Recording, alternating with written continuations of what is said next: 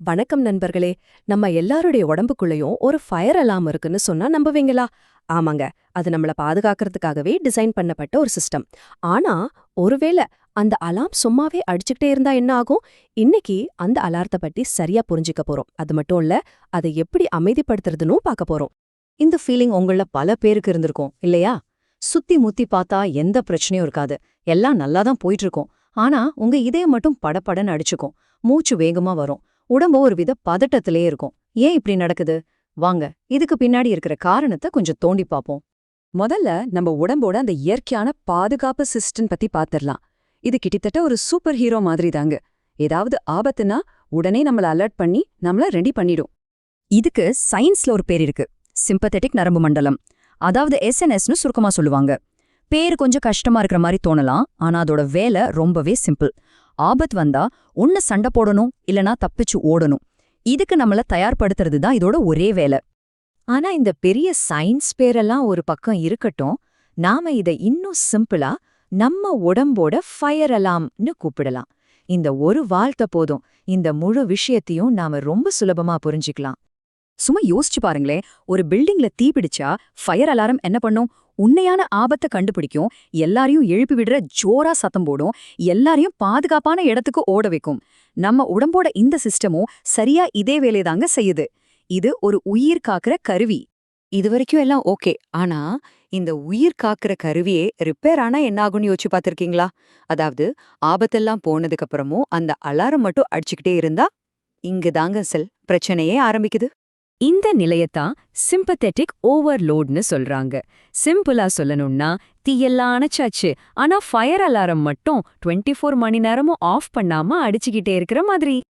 இப்போ இந்த ஒப்பீட்ட பாருங்களேன், விஷயம் பழிச்சுன்னு புரியும். ஒரு நார்மல் அலாரம் தேவை இருக்கும்போது அடிக்கும், வேலை முடிஞ்சதும் அமைதியாயிரும். ஆனா இந்த ஸ்டக்கான அலாரம் எந்த காரணமும் இல்லாம ராத்திரி பகல அடிச்சுக்கிட்டே இருக்கும். இதுதான் நாள்பட்ட மன அழுத்தத்தோட அடிநாதமே. சரி, இந்த அலாரம் இப்படி ஓயாம அடிச்சுக்கிட்டே இருக்கிறதுனால நம்ம உடம்புக்கு என்னதான் பிரச்சனை? அந்த நிக்காத சத்தத்தோட வாழ்றது நம்மளை எப்படி பாதிக்கும்? வாங்க அதோட விளைவுகளை பத்தி பார்க்கலாம். பாருங்க, அந்த 24/7 சைரன் சத்தத்தோட வாழ்றது நம்ம உடம்புல என்னென்ன பண்ணுதுன்னு. முதல்ல அந்த இரைச்சல்லிருந்து தப்பிக்கவே முடியாத ஒரு ஃபீலிங், அதுதான் பதட்டம். அடுத்ததா அந்த ஸ்ட்ரெஸ்லே இதயம் படபடன்னு அடிச்சு ஹை பிளட் பிரஷர் வருது. நம்ம உடம்பு எப்பவுமே ஒரு எமர்ஜென்சி மோட்ல இருக்கிறதால செரிமானம் மாதிரி மத்த அவசரமில்லாத வேலைகள் எல்லாம் கண்டுக்காம விட்டுடும். அதனாலதான் டைஜஷன் பிரச்சனைகள் வருது. கடைசியா இவ்ளோ சத்தத்துல எப்படி நிம்மதியா தூங்க முடியும்? அதான் தூக்கமின்மை. இந்த ஒரு வரி நிலைமைய அப்படியே படம் பிடிச்சு காட்டுது பாருங்க. கட்டிடம் பாதுகாப்பாக இருந்தாலும் தொடர்ந்து ஒலிக்கும் சைரன் சத்தம் ஒரு சாதாரண வாழ்க்கைய வாழவே விடாது. உண்மையான ஆபத்து இல்லைன்னு தெரிஞ்சும் அந்த ஓயாத சத்தம் நம்மள நிம்மதியா இருக்க விடாது. இதுதான் அந்த சிம்பத்தெட்டிக் ஓவர்லோட்ல இருக்கிற ஒருத்தரோட உணர்வு. ஆனா இப்போ ஒரு நல்ல செய்திக்கு வருவோம். இந்த பிரச்சனையிலிருந்து வெளியே வர ஒரு வழி இருக்கு. அந்த ஓயாம அடிச்சுக்கிட்டு இருக்கிற அலாரத்தை நிறுத்த முடியும். அந்த சைலன்ஸ் பட்டனை எப்படி அழுத்துறதுன்னு நம்ம பார்க்கலாமா?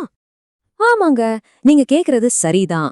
ஒவ்வொரு ஃபயர் அலாரம் சிஸ்டம்லயும் ஒரு மேனுவல் ரீசெட் பட்டன் இருக்கிற மாதிரி நம்ம உடம்போட இந்த சிஸ்டம்லயும் ஒரு ரீசெட் பட்டன் இருக்கு. அது எப்படி யூஸ் பண்ணணும்னு நாம கத்துக்கிட்டா மட்டும் போதும். அந்த சைலன்ஸ் பட்டனை அழுத்துறதுக்கு ரெண்டே சிம்பிளான ஆனா ரொம்ப பவர்ஃபுல்லான வழிகள் இருக்கு. முதல் வழி உங்க மூச்சை பயன்படுத்துறது. நீங்க ஆழமா மெதுவா மூச்சு விடும்போது உங்க மூளைக்கு ஒரு சிக்னல் போகும், தீ எணைஞ்சாச்சு, எல்லாம் சேஃப்னு. இரண்டாவது வழி தியானம் பண்றது. இது கிட்டத்தட்ட அந்த அலாரமத்தை டைரக்டா ஆஃப் பண்ற ஒரு மாஸ்டர் ஸ்விட்ச் மாதிரி. சரி, நாம அந்த அலாரத்தை ஆஃப் பண்ணிட்டோம்னு வச்சுப்போம். அதுக்கப்புறம் என்ன நடக்கும்? அந்த ஓயாத இரைச்சல் நின்னதுக்கு அப்புறம் அந்த பில்டிங் எப்படி இருக்கும்? வாங்க அந்த அமைதியான பீஸ்ஃபுல்லான நிலைய பத்தி தெரிஞ்சுக்கலாம். இந்த அமைதியான நிலைக்கு பேரு பாராசிம்பத்தட்டிக் நிலை. இத நம்ம செல்லமா ரெஸ்ட் அண்ட் டைஜஸ்ட் சிஸ்டம்னு சொல்லலாம். அதாவது ஓய்வெடுத்து ஜீரணம் செய்யற நிலை. இந்த ஸ்டேஜ்ல தான் நம்ம உடம்பு தன்னைத்தானே சரி செஞ்சுக்கும், எனர்ஜியை சேமிக்கும், ஆரோக்கியமா வேலை செய்யும். இப்போ இந்த ஒப்பீட்டை பாருங்க, வித்தியாசம் உங்களுக்கே புரியும். அலாரம் ஆன்ல இருக்கும்போது என்ன நடக்குது? இதயம் வேகமா துடிக்குது, டைஜஷன் நின்னு போகுது, உடம்பு எப்பவும் ஹை அலர்ட்ல இருக்கு. ஆனா அலாரம் ஆஃப் ஆனதும் அப்படா, இதயம் அமைதியா இருக்கு, டைஜஷன் சூப்பரா நடக்குது, உடம்பு தன்னைத்தானே சரி செஞ்சுக்க முடியுது, நாம பாதுகாப்பா உணர்றோம். இதுதானே நமக்கு தேவை. இப்ப மறுபடியும் அந்த பில்டிங்க கற்பனை பண்ணி பாருங்க. அலாரம் சத்தம் மின்னுடுச்சு. உள்ள இருக்கிற எல்லாரும் நிம்மதியா அவங்கவங்க வேலைய பார்க்க ஆரம்பிச்சிட்டாங்க. இதுதான் நாம எல்லாருமே ஆசைப்படுற அந்த ஆரோக்கியமான அமைதியான வாழ்க்கை. நம்மளோட சொந்த ஃபயர் அலாரத்தை எப்படி கண்ட்ரோல் பண்றதுன்னு கத்துக்கிறது மூலியமா நாம நமக்கு மட்டும் நல்லது செஞ்சுக்கல, நம்ம ஆரோக்கியமாவும் சந்தோஷமாவும் இருந்தாதான் நம்மள சுத்தி இருக்கிற நம்ம நண்பர்களையும் நம்ம சமூகத்தையுமே ஆரோக்கியமா வச்சுக்க முடியும். சோ நாம நல்லா இருந்தா நம்மள சுத்தி இருக்கிறவங்களும் நல்லா இருப்பாங்க. இந்த விஷயம் உங்களுக்கு பயனுள்ளதா இருந்துச்சுன்னா இது உங்க நண்பர்களுக்கும் ஷேர் பண்ணுங்க. அப்போதான் எல்லாரும் சேர்ந்து ஒரு ஆரோக்கியமான சமூகத்தை உருவாக்க முடியும். மறக்காம சப்ஸ்கிரைப் பண்ணுங்க. சரி, போறதுக்கு முன்னாடி உங்ககிட்ட ஒரு சின்ன கேள்வி. இன்னைக்கு இப்போ உங்க சைலன்ஸ் பட்டனை அழுத்துறதுக்கு நீங்க என்ன ஒரு சின்ன விஷயத்த செய்ய போறீங்க? ஒருவேளை ஜஸ்ட் ஒரு நிமிஷம் கண்ணை மூடி ஆழமா ஒரு மூச்சு இழுத்து விடலாமா? யோசிச்சு பாருங்க. அடுத்த முறை சந்திப்போம்.